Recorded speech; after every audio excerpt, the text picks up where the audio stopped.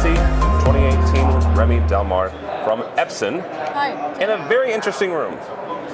We're in what you guys are calling your LightScene room. Yes. Behind us, as you're watching the video, this is a projector, but you have a bicycle in front of it, and you guys are showing several, what I'm going to call unique kind of digital signage applications. Explain the concept behind LightScene. Well, the introduction of laser to projection world has allowed us to have new discussions around signage and different applications.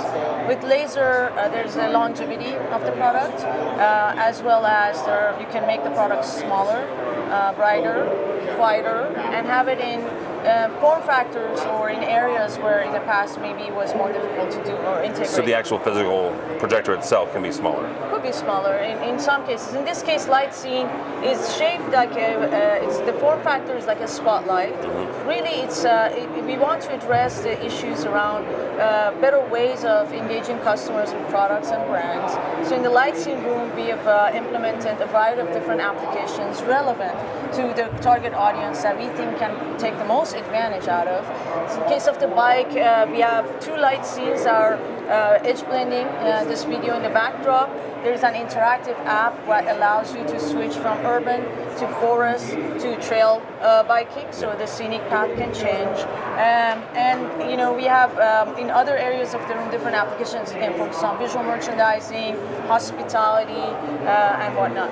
And a part of it is that we feel like with projection, you could do things in signage that you know require special needs. For example, you can project onto fabric, you can project onto non-planar surfaces, corners, water, smoke, fog. And so those are the kind of, with light, you can bend light, you know, so they provide certain flexibility to create an environment and transform a space into something more engaging. All right, very good. Important question, what is the availability of the LightScene? LightScene was announced yesterday, as you know. It's going to become available early June in two models, pure black and pure white, with multiple mounting options. Direct mount is going to be included, but if someone is interested to get a floor mount, they can purchase it separately, as well as a track mounting solution. All right, and list price for these? $2,499 is MSRP. Okay, very good. You're also showing a number of other different digital signage usages for Epson projectors. Yes. One, you got short throw lasers, and you got three of them, I believe, edge blended together. Yes. You explain to somebody if they're not familiar yet with using lasers in this application for a wider application. What is the use case for that in digital signage?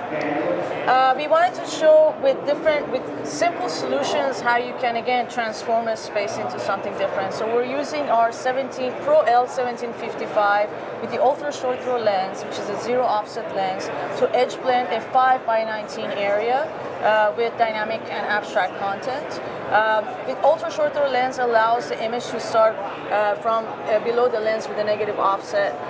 We've created a planter so we can have a purposeful piece of furniture hiding the projector while it's projecting colorful content. Part of it is because video walls are also something that you see a lot in the signage space. Sometimes, instead of reinforcing the wall or figuring out how to deal with the heat that comes from having a large installation, you now have an alternative, or integrators have an alternative to consider projectors, and they basically install them into a ceiling with zero offset, or have them in a purposeful furniture to get the same outcome for their clients. All right. Finally, we want to talk about your touch screen. Sure. You've got a piece of glass that you're projecting on, but you also partnered with a touch manufacturer that's giving you the ability to have an interactive touch display with projection. How does that work? Part of us, again, looking at signage space is the infrastructure. Who creates the content? Who manages the content? So this is our first time at DSE, and we wanted to have partners here that can do different things. A design team that does the projection mapping and the edge blending, and a content that has a whole product solution with interactivity using projection technology. In this case, we use all of it now for the content that you saw on the wall and on the panels. BizLogix has an interactive solution, holographic solution. They're using our PowerLight L615U, which was announced on February 6th. It's a fixed lens, 6,000 lumen, about 17 or 18 pounds, so pretty compact.